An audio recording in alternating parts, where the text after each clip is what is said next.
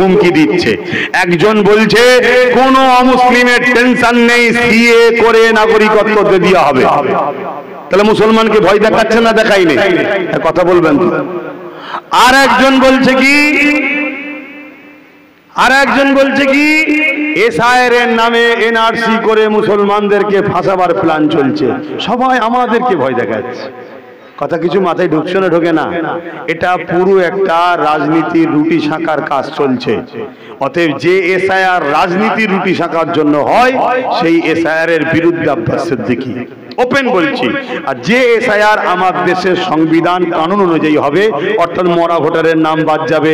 আমার কি বলে 3 জায়গায় নাম আছে, হয়তো কোনো কারণে এক জায়গায় ঘর ছিল, এখন এই জায়গায় হয়ে গেছে, কোনো নাম রয়ে গেছে, ওটা বাদ যাবে। ওটা হওয়া দরকার, কারণ ওই জায়গায় আমার নামে অন্য কেউ ভোট দিচ্ছে। এটা জুলুম না? জুলুম নয়? তারপরে দেখা যাবে আমার একটা পরিবার, তার এক জায়গায় বাড়ি ছিল, বিবাহের পর আমার এখানে চলে এসছে, তার ভোটার কার্ড আমার সাথে হয়েছে এখানে, সেখানেও রয়ে গেছে, সেখানে তার নামে অন্য কেউ ভোট দিচ্ছে। এটা নাই না অন্যায়? এটা তো দেশের ক্ষতি হচ্ছে। আর দেশকে ভালোবাসার নাম তো ইসলাম।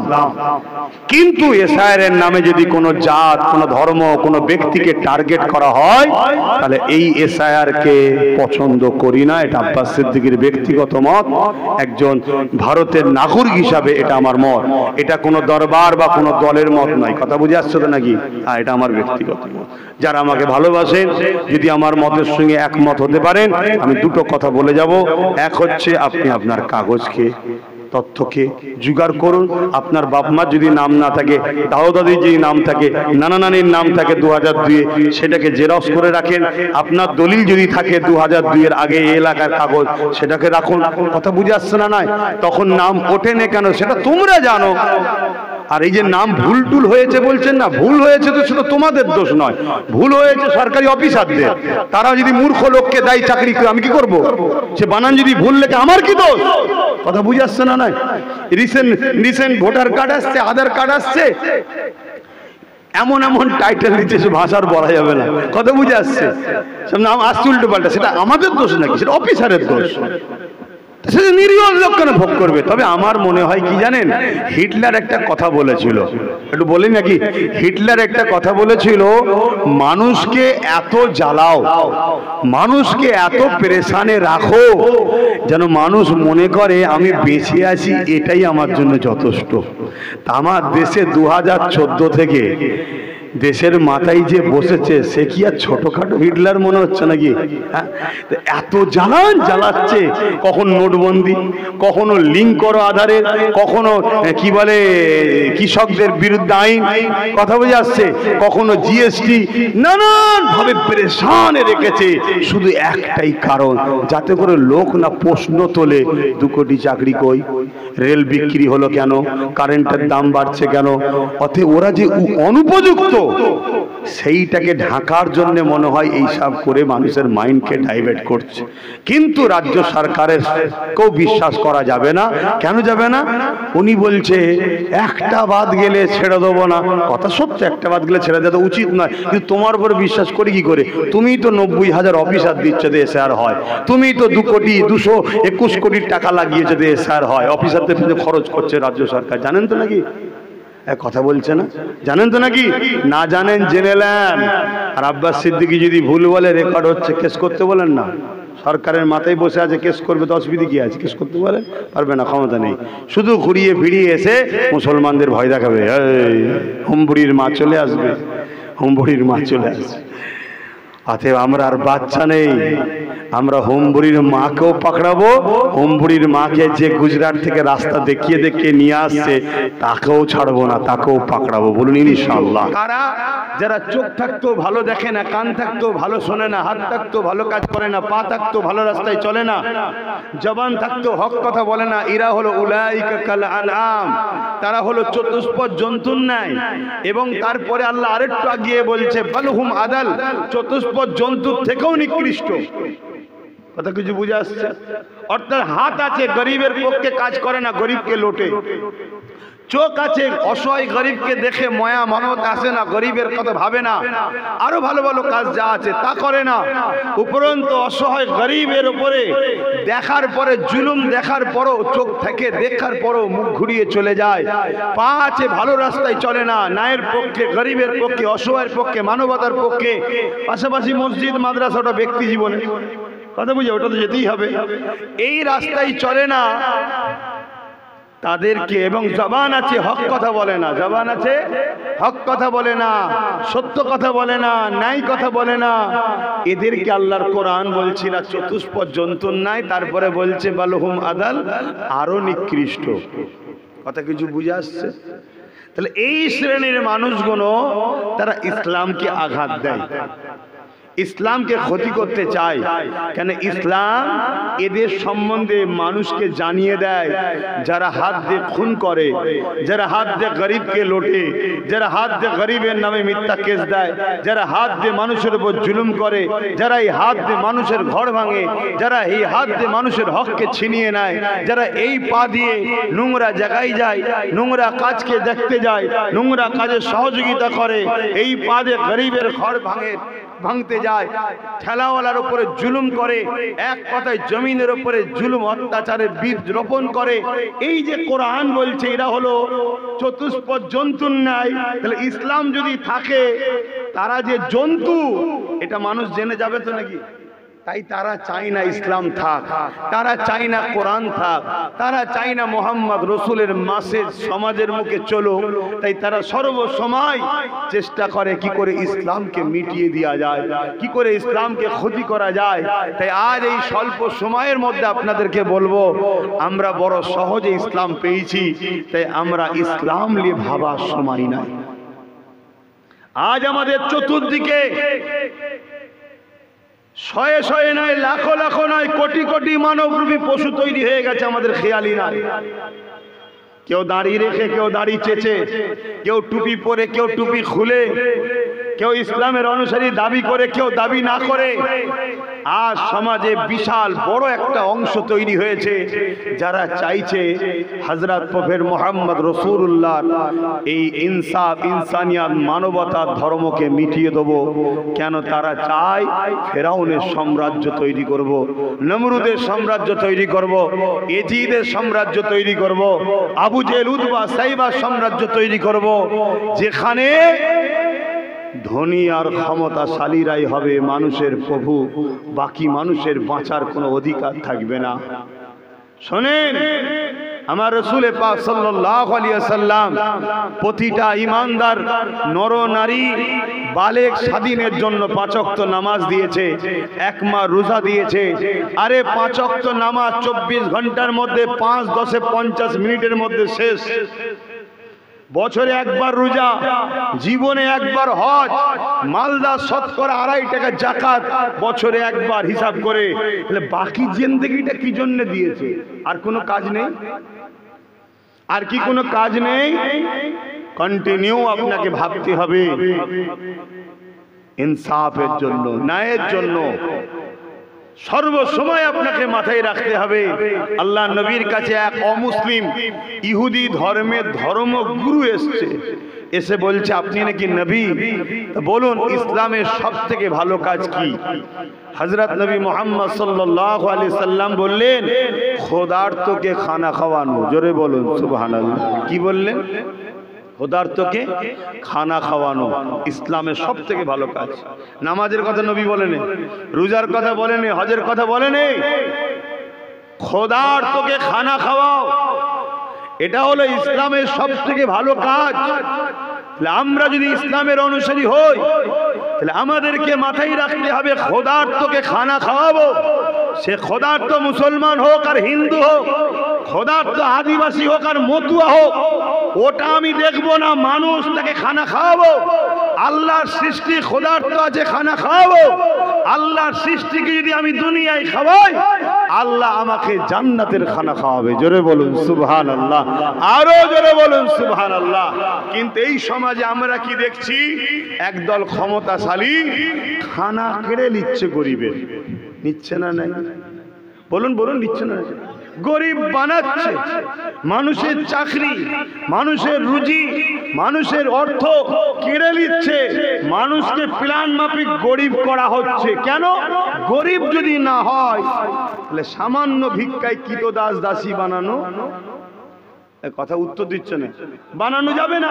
তাহলে প্রথম গরিব বানাও, পেটের জ্বালা, সংসারের জ্বালা, পরিবারের চা পাওয়া, ওষুধ, ট্রিটমেন্ট, বিপদের মধ্যে আছে, অমনি যে বলবে আমি বিপদে, ঠিক আছে, এলে 500 লিজা, এলে 1000 লিজা, এলে 2 কিলো চাললে, এলে তেললে, কিন্তু আমার গোলাম হয়ে থাকবে। তাহলে এরা মানুষ হয়ে মানুষকে যারা গোলাম বানাতে চায়, কোরআন এদেরকে বলছে চতুষ্পদ জন্তুর থেকেও নিকৃষ্ট। শুনছেন না শোনেন? আর সেই নিকৃষ্টদের পিছনে যদি আমরা নবীর উম্মত ঘুরি, সোহবতটা আমাদের কোথায়? আমরা কোন সোহবতে আছি? আল্লাহ নবী বললেন দুনিয়ায় তুমি যার সঙ্গে থাকবে পরকালে তার সঙ্গে থাকবে। তাহলে আমাকে ভাবা দরকার, আমাকে তো বুঝতে হবে। এবার এই কথাগুলো আজ আমি আলোচনা করছি, আপনাদের অসুবিধা হচ্ছে নাকি? এতে অনেক বর্তমান সাধারণ মুসলিমের তো অসুবিধে কিছু কিছু জায়গায় হচ্ছে।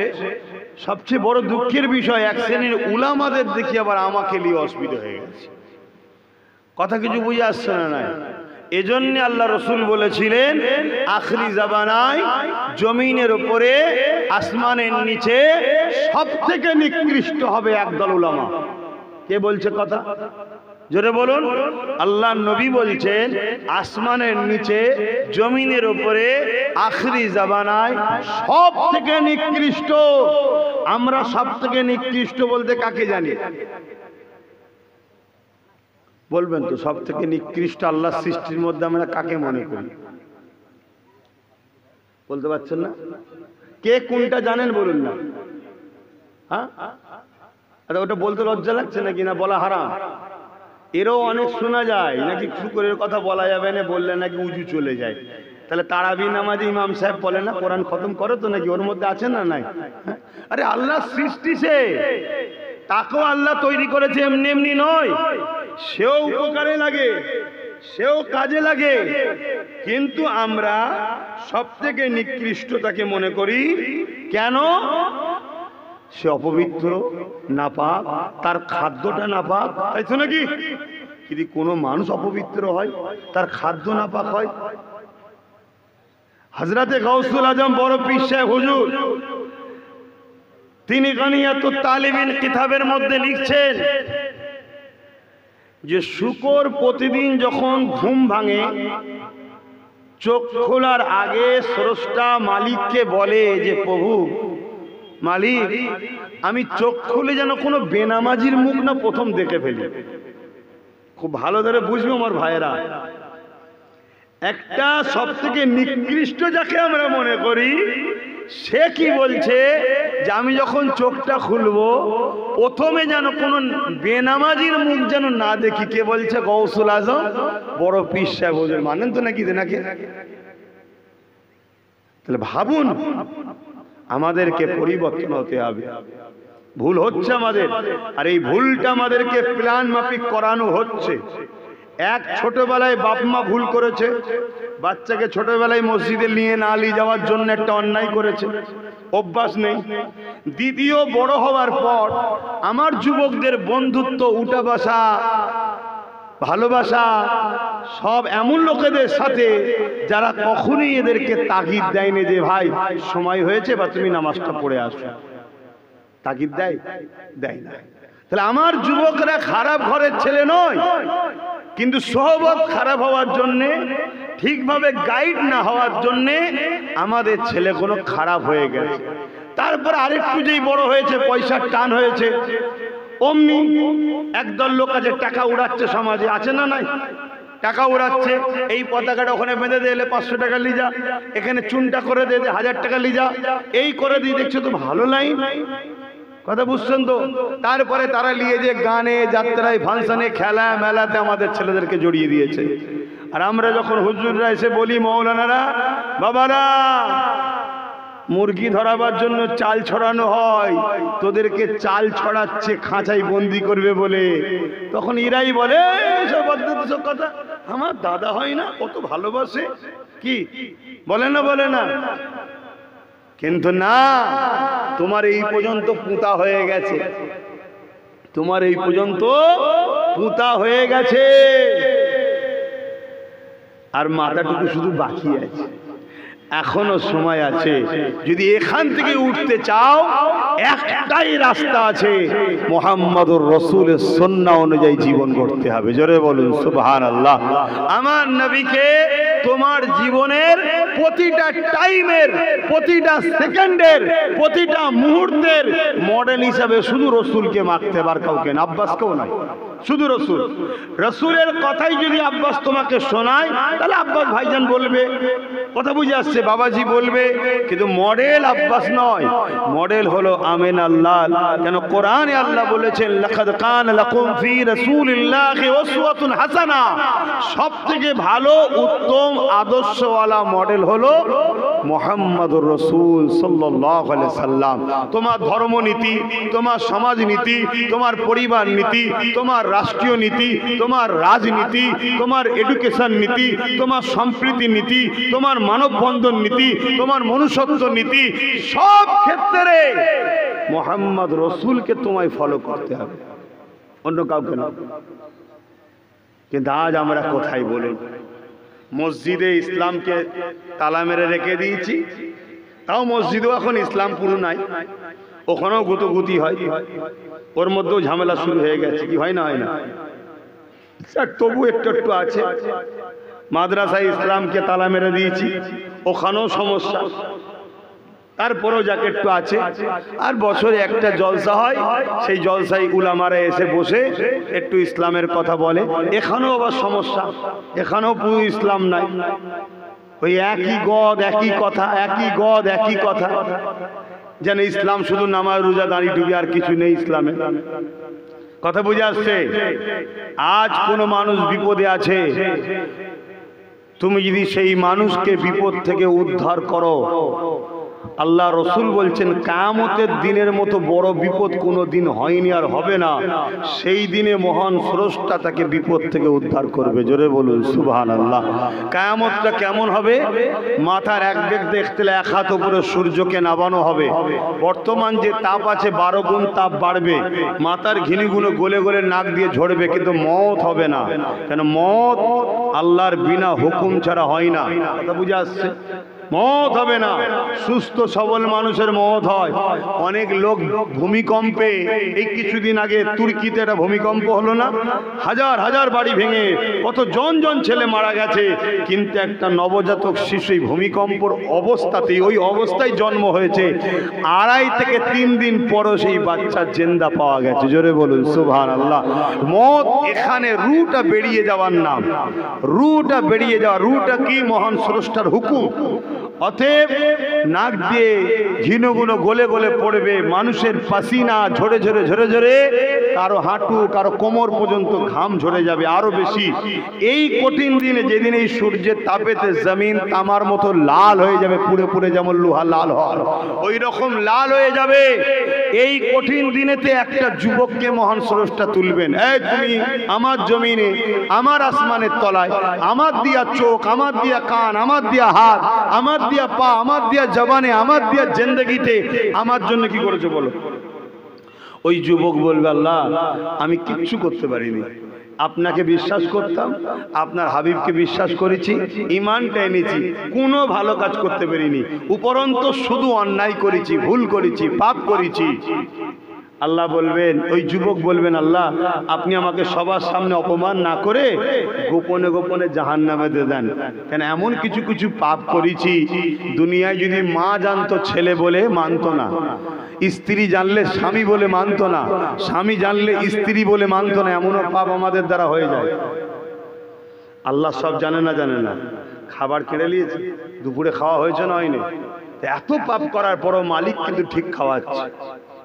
দুনিয়ায় ছাড় দিয়েছে, হিসাবের জায়গা আলাদা। তো এই জায়গায় আল্লাহ আপনি আমাকে গোপনে জাহান্নামে দিয়ে দেন, আমার আল্লাহ বলবেন লা তাকনাতু মির রাহমাতিল্লাহ, বান্দা আমার রহমত থেকে নিরাশ হোস না, একবার আমলনামাটা দেখ। আল্লাহ পাক কুদরতি ভাবে আমলনামা দেখবে, দেখতে দেখতে দেখা যাবে সত্যি অন্যায় একটা ভালো কাজ বেরিয়েছে। কটা?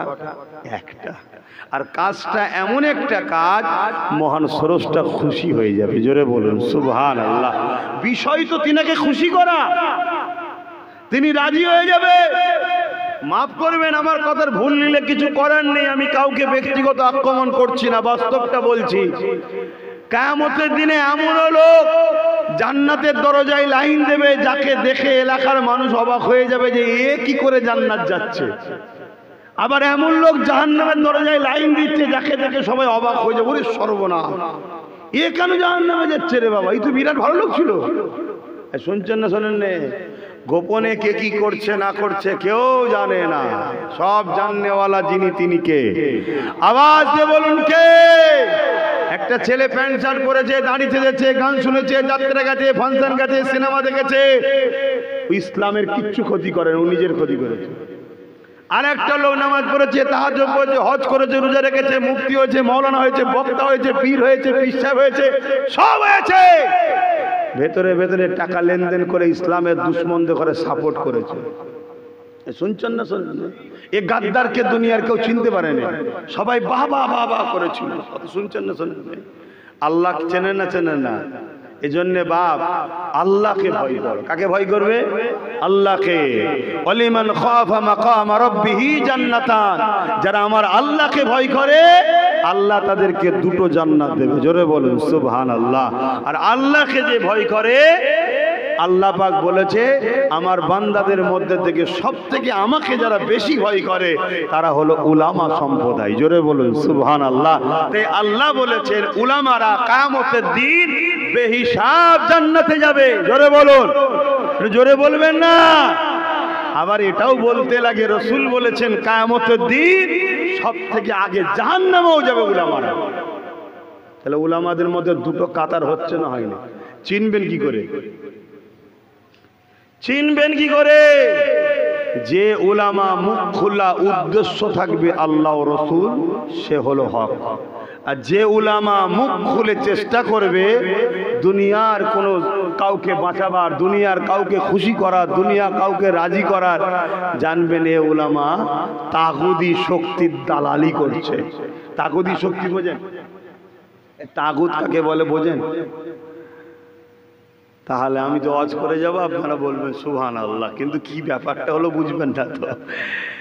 তাগুত হলো ওই শক্তিকে বলা হয় যে পাওয়ার দিয়ে ইসলাম ও ইসলামের অনুসারীদের ঘরে কুফরি রাস্তায় নিয়ে যাবার পরিকল্পনা করে, তাকে বলা হয় তাগুত শক্তি। কথা বুঝে আসছে? তাদেরকে বলা হয় তাগুত। তো ভাইয়েরা আমার, তা যে কথা বলছিলাম, ওই যুবকটাকে আল্লাহ জিজ্ঞেস করবে যে হারা তুই তো সবই খারাপ কাজ করেছিস, আমি আমার ভাষায় বাংলাতে বুঝাচ্ছি, কিন্তু তোর একটা ভালো গুণ পাওয়া গেছে যেটাতে আমি বড় খুশি হয়েছি, বল তুই কোথায় যাবি?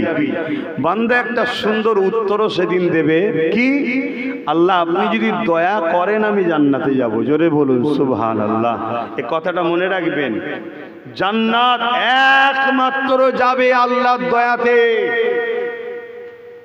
নামাজ দেখিয়ে, রোজা দেখিয়ে, দাড়ি দেখিয়ে, টুপি দেখিয়ে, হজ দেখিয়ে, দান দেখিয়ে, এসব দেখালে আল্লাহর দয়াটা পাওয়া যায়, কিন্তু এগুলো দেখিয়ে জান্নাত নয়। জান্নাত একমাত্র আল্লাহর দয়াতে পাওয়া যায়। আর আল্লাহর দয়া সূরা আম্বিয়ার মধ্যে আল্লাহ বলছেন ওমা আরসালনাকা ইল্লা রাহমাতাল লিল আলামিন, নবী হলেন আল্লাহর দয়া। জোরে বলুন সুবহানাল্লাহ। জান্নাত নবী ছাড়া পাওয়া, এটা মাথার মধ্যে রেখে দেবেন। তো আসুন, যে কথা বলছিলাম, ওই যুবককে আল্লাহ বলবে যা আমি তোর গুনাহকে সব চেপে দিলাম, যা পাপ করেছিস আমি সব লুকিয়ে দিলাম, মাফ করে দিলাম, আমি তোকে আমার দয়ার বিনিময়ে জান্নাত দিলাম। জোরে বলুন সুবহানাল্লাহ।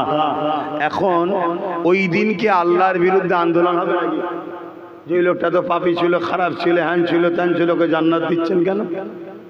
এই আন্দোলন হবে, ওখানে আন্দোলন করার কোনো সুযোগ থাকবে? ময়দানে মাহশরে নারী পুরুষ সবাই উলঙ্গ থাকবে, নারী পুরুষ সবাই উলঙ্গ। আম্মা জান আয়েশা সিদ্দিকা আমার রসুলকে জিজ্ঞেস করছেন, ইয়া রাসূলুল্লাহ, এই কি লজ্জার কথা, কেউ কি কারো দিকে তাকাবে না? আল্লাহ রসুল বললেন, আয়েশা, এটাই তো আল্লাহ দেখাচ্ছে, এত কঠিন দিন হবে কেউ কারো দিকে তাকাবার পর্যন্ত এই দুঃসাহস, এই এনার্জি, এই মেন্টালিটি, এই শখটাও থাকবে না। সবাই একটাই কথা বলবে, আজ আমি বাঁচবো কি করে। ভাবতে পারছেন আজ আমি বাঁচবো কি করে? যেটা কল্পনা করে বোঝা মুশকিল, তারপরও না দেখে বিশ্বাসের নাম তো ঈমান। তো ভাইয়েরা আমার, যেদিন জাহান্নামকে নিয়েছে আরশের বাঁ পাশে বাঁধা হবে, 70,000 জিঞ্জিল দিয়ে বাঁধা হবে, এক একটা জিঞ্জিলে 70,000 করে ফেরেশতা ধরে রাখবে। এ যুবক, খুব ভালো লাগছে দুনিয়া, এ হাওয়া কতদিন গায়ে লাগাবে? তোমাকে আল্লাহ কেন বানালো? আজ সমাজের বুকে অন্যায়, অত্যাচার, জুলুম, রাহাজানি, খুন, দাঙ্গা, ফাসাদ ভরে যাচ্ছে যুবক। এগুলোকে নির্মূল করার নাম ইসলাম। মুসলমানদের কাজ এটা, ডিউটি, ধর্ম এটা। অন্য কাজ ধর্মে কি আছে আমি জানি না। মুসলমানের ধর্ম হলো খুন মুক্ত সমাজ তৈরি করা, রেপ মুক্ত সমাজ তৈরি করা, জুলুম মুক্ত সমাজ তৈরি করা, দাঙ্গা মুক্ত সমাজ তৈরি করা, মানুষ জাস্টিস পাবে, ইনসাফ পাবে এমন সমাজ তৈরি করা। এ যুবক, এটা এত বড় ইবাদত, এত বড় ইবাদত, কিয়ামতের দিন ওই ছেলেটা জান্নাত যাচ্ছে কি করে একটু শোনো। ওই যুবককে আল্লাহ বলবে, শোন, তোর কোন কাজটা ভালো লেগেছে শুনবি না? আল্লাহ রসুল সাহাবাদেরকে বললেন, শোনো, কিয়ামতের দিনে ওই বান্দার একটা ভালো কাজ। সেই কাজ কি?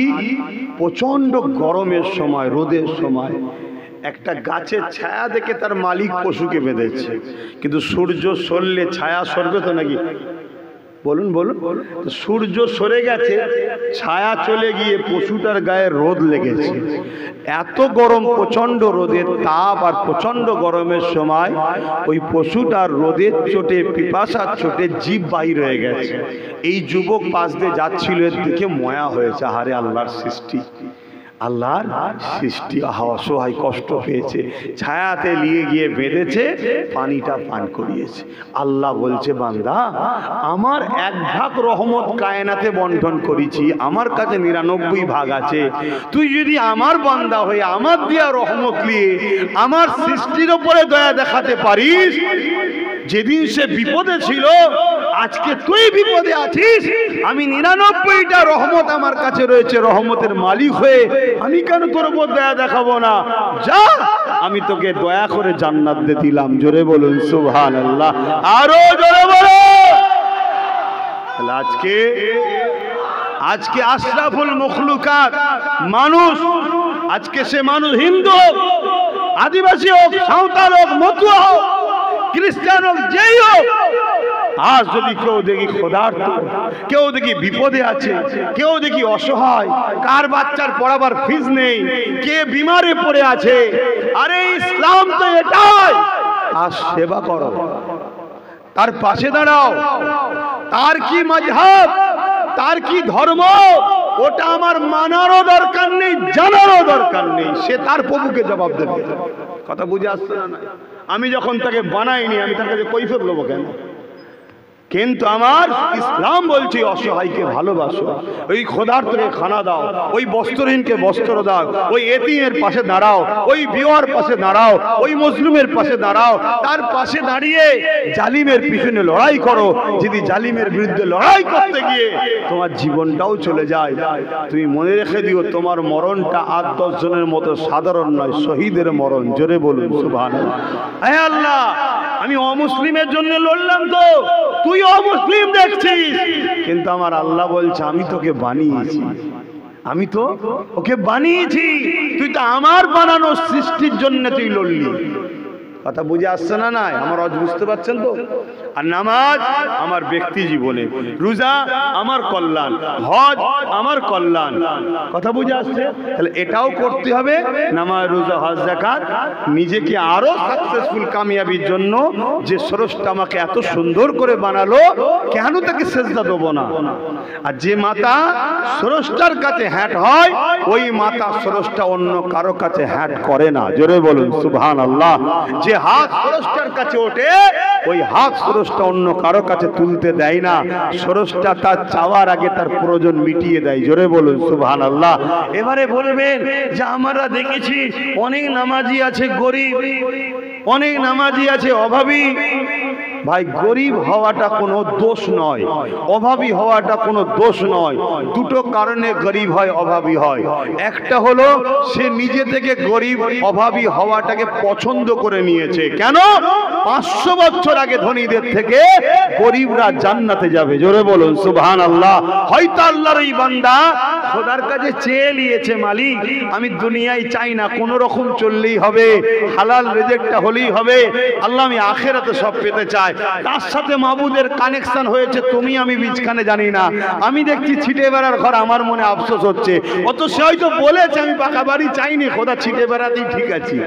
এই একটা বিষয়।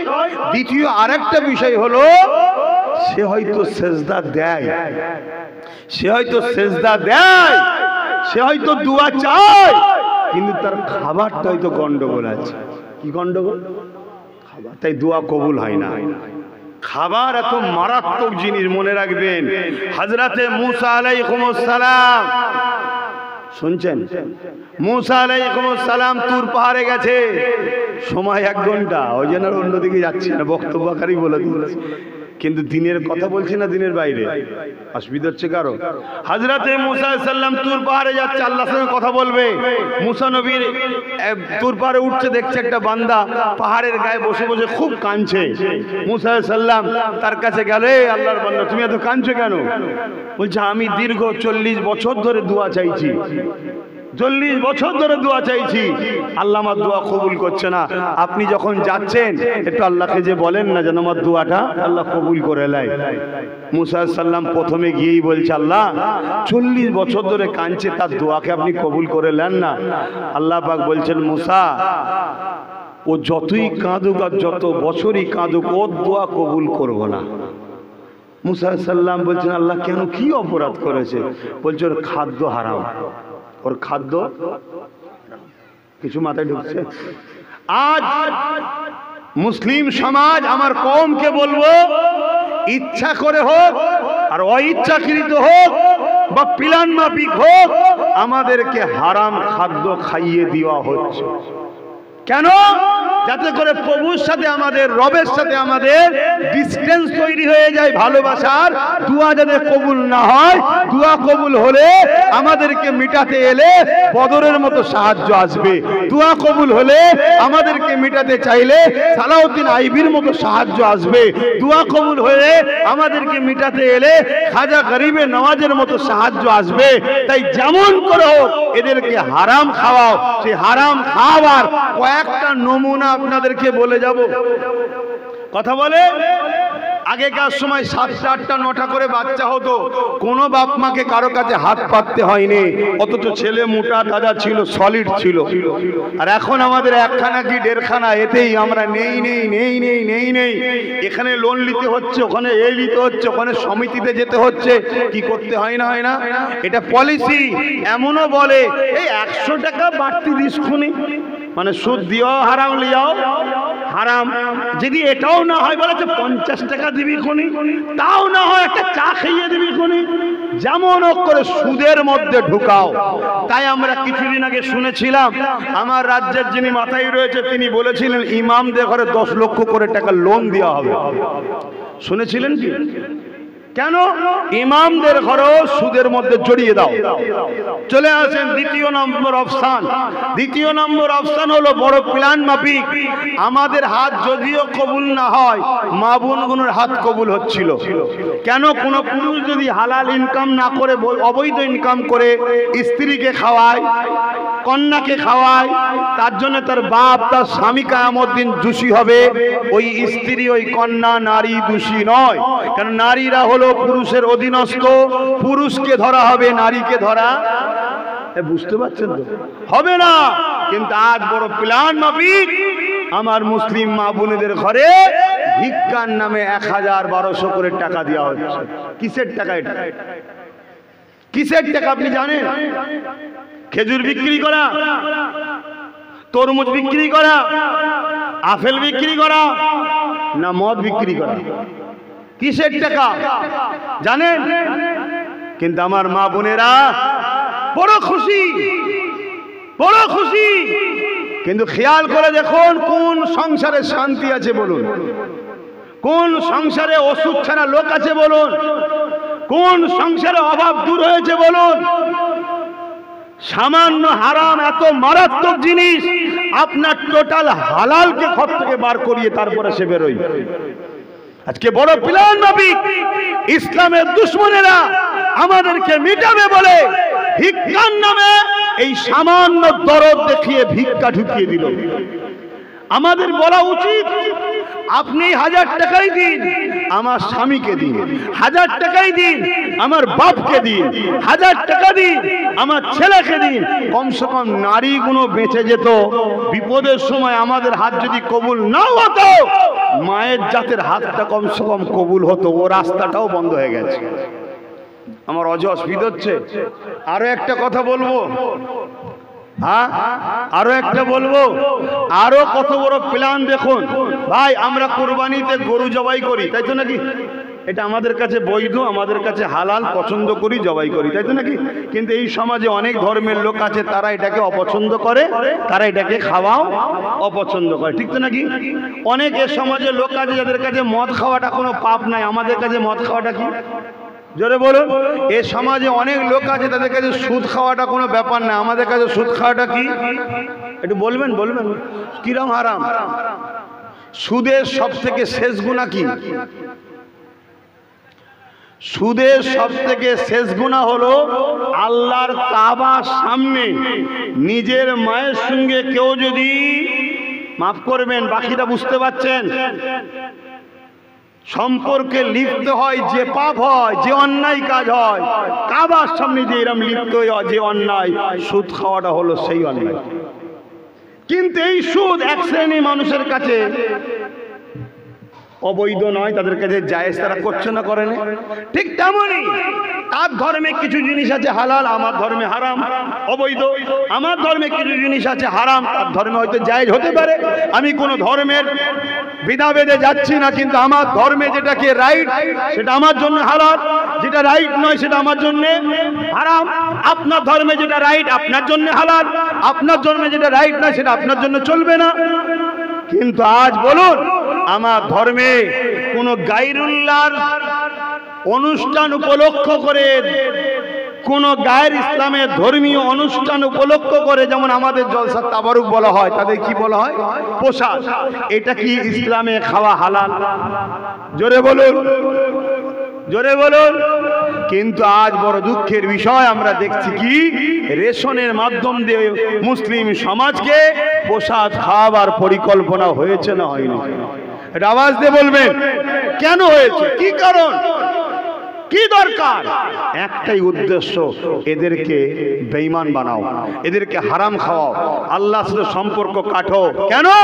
এদেরকে যখন মিটানো হবে, এরা যেন মহান স্রষ্টার সাহায্য না পায়। সাহায্য যদি পেয়ে যায়, এক মঈনুদ্দিনই বিজয় হয়। আর সাহায্য যদি না পায়, কোটি কোটি আছে তো কি হয়েছে, এদেরকে মূল পেঁয়াজের মতো কেটে দেওয়া কোনো অসুবিধে হবে না। খুব ঠান্ডা মাথায় বুঝুন। আর এই কথা কোনো আমার বলা দরকার আছে না নাই যে ভাইরা তোদেরকে হারাম খাওয়াবার প্ল্যান চলছে, খাসনি ভাই। আমি আমার কমকে, আমার জাতিকে, আমার ধর্মের অনুসারীকে, আমি তো ধর্মগুরু, ধর্মসভায় এসেছি নাকি, ধর্ম প্রচার করছি, তো কথা বলবেন না? তাহলে আমি বলবো না যে তোদেরকে প্ল্যান চলছে হারাম খাওয়াবার? কি গো, এ কথা যখনই বলবো, যারা আপনাদেরকে হারাম খাওয়াতে চায় তাদের তো রাগ হওয়ার কিছু নয়। এক কথা বুঝছেন না, বোঝেন না? কিন্তু তাদের রাগ হচ্ছে, তারা আমার বাপ তুলে মা তুলে গাল দিচ্ছে, তারা আমার ওয়াজকে কাটিং করছে, তাদেরই ভাড়াটিয়া মলি সাহেবগুলোকে আমার পিছনে লাগিয়ে দিয়েছে। কথা বুঝে আসছে না? নাই কেন? যাতে করে আমার কথা মুসলিম সমাজ না নেয়। আমার কথা মুসলিম সমাজ নিয়ে নিলে মুসলিম সমাজকে বন্ধুকে আপন বুঝতে পেরে যাবে। আর বুঝতে পেরে গেলেই মুসলিম সমাজ যখন কারো থেকে সরে যায়, সে বেটার তখন টিকি আর দেখা যায় না। এ কথাটা সত্য না মিথ্যা?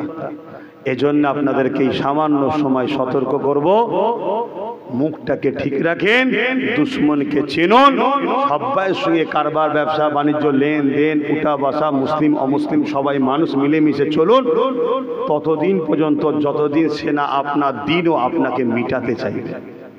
কথা কিছু মাথায় ঢুকছে? আর যখনই দিনের ওপরে আঘাত দেবে বা আপনাকে মিটাতে চাইবে, আর তার সাথে সম্পর্ক রাখা চলবে না। সময় তো নেই, একটা ছোট্ট মেসেজ আপনাদেরকে বলে যাই। এই পাশে ব্যারাকপুরে একটা মানবরূপী পশু বেরিয়েছে, সে বলেছে ইসলামে নাকি রেপ খারাপ কাজ নয়, বলেছো তো নাকি? তার বিরুদ্ধে অনেক কেস হয়েছে না হয়নি? সে কোন দলের লোক ভাই? বিজেপির লোক। কোন দলের লোক ভাই? বিজেপির লোক। আর আমার রাজ্যে কোন সরকার আছে ভাই? বলুন বলুন, সত্য কথা বলুন না। টিএমসি। টিএমসি বলেছিল না মমতা যে বিজেপির হাত থেকে তোরা আমি বাঁচাবো, আমায় সাপোর্ট কর। করেছেন না করেন না? জোরে বলুন, করেছেন না? আরে সত্যি কথা বলুন না। করেছি। মানুষকে বিশ্বাস তো করতে হবে বাঁচতে গেলে। কিন্তু আজকে এত বড় কথা বললো, এত কেস হলো, অর্জুন সিংকে অ্যারেস্ট করছে, তাহলে ইনি কি বিজেপির প্রকৃত বিরুদ্ধে না বন্ধু? এটা মাথায় রাখুন, এটা ভাবুন, এটা বুঝুন।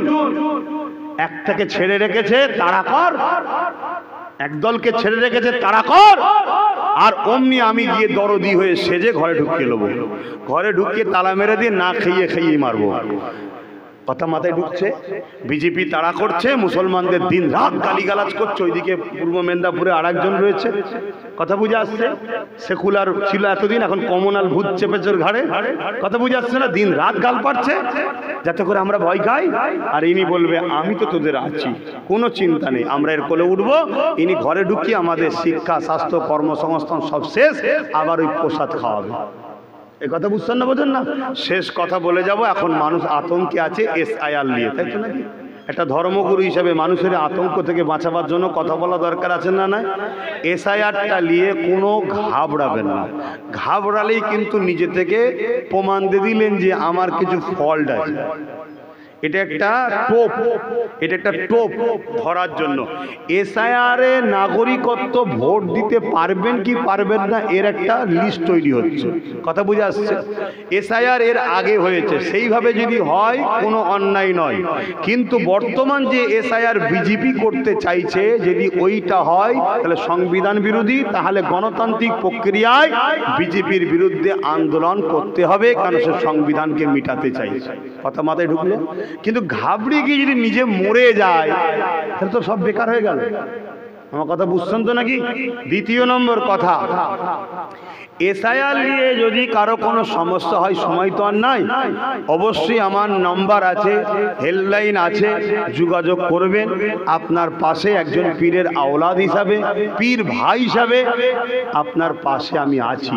তবে এতটুকু আমি আপনাকে আশ্বাস দিতে পারি, যেখানে যেখানে SIR হয়েছে, রিপোর্ট বলছে 100টা লোক যদি বাদ যায়, খুব দূরবীনে দেখতে হবে মুসলমানের নাম বাদ গেছে। কেন? উপার থেকে কোনো মুসলমান ইপারে আসেনি, যারা চলে গেছে তারা ইপারে আসেনি। কেন? উপারে 80%, ইপারে 20%। কেন উপার থেকে ইপারে আসতে যাবে? একসাথে ঈদ করবে, কুরবানি করবে, সব একসাথে করবে।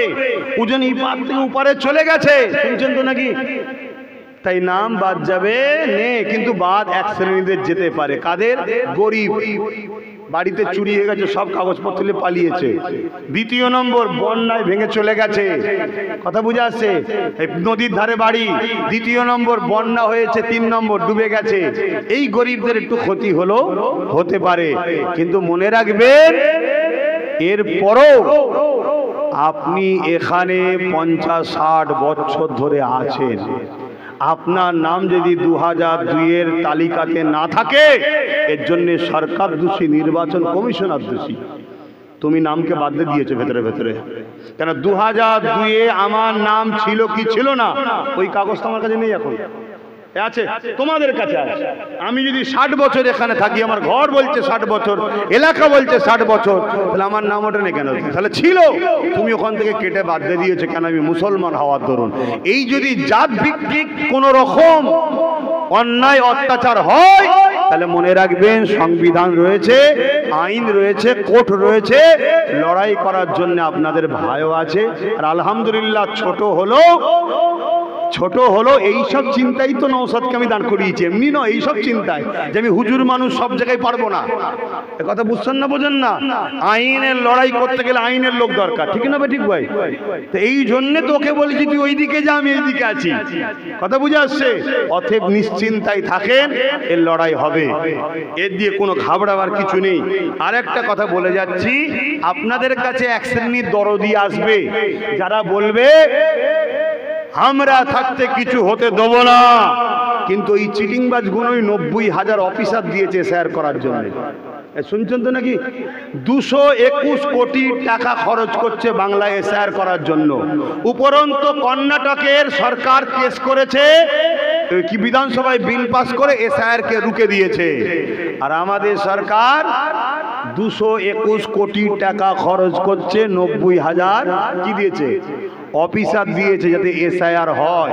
খুব ঠান্ডা মাথায় মনে রাখবেন, এই দেশে যখন বামফ্রন্ট চলছিল, তখন বলেছিল এই রাজ্যের সরকার যে বাংলাদেশি মুসলিম ঘুষপেটিয়া এই বাংলায় ঢুকে গেছে, বলেছিল না? বলে নেই?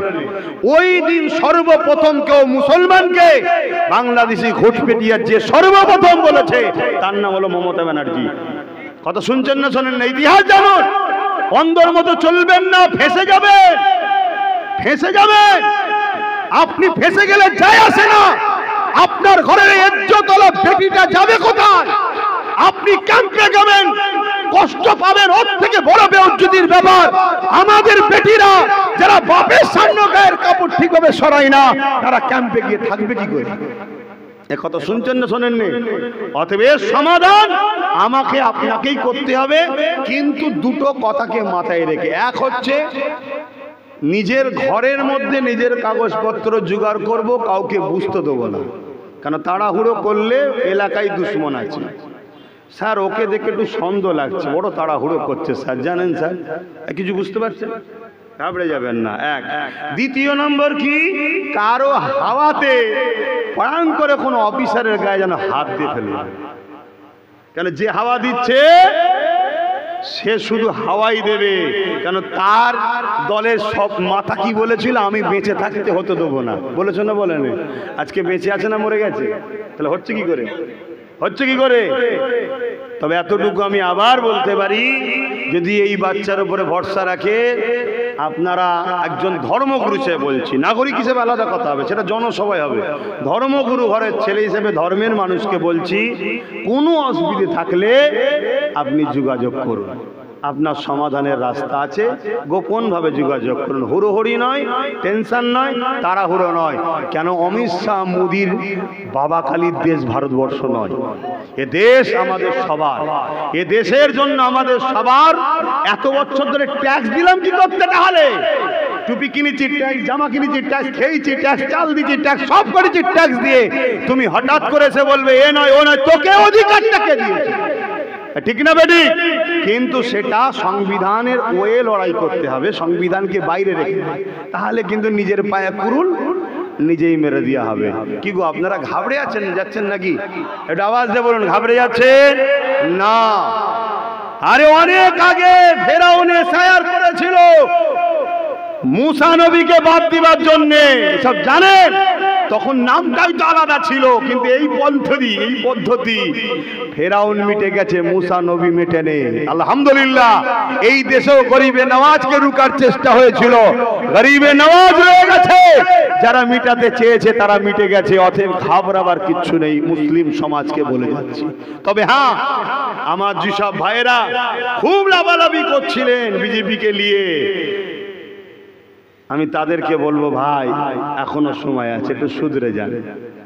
আসুন আমরা ভাই ভাই মিলে যাই, না হয় কিন্তু বিরাট বড় বিপদ আসছে। কিন্তু কথা বুঝতে পারছেন তো নাকি? হ্যাঁ, এতটুকু শুধু তিনাদের উদ্দেশ্যে বলবো। কেন? আমরা মানুষের সাথে আছি, মানুষের সাথে আছি। তো যাক, কথা শেষ, এখন সালাম দেবো।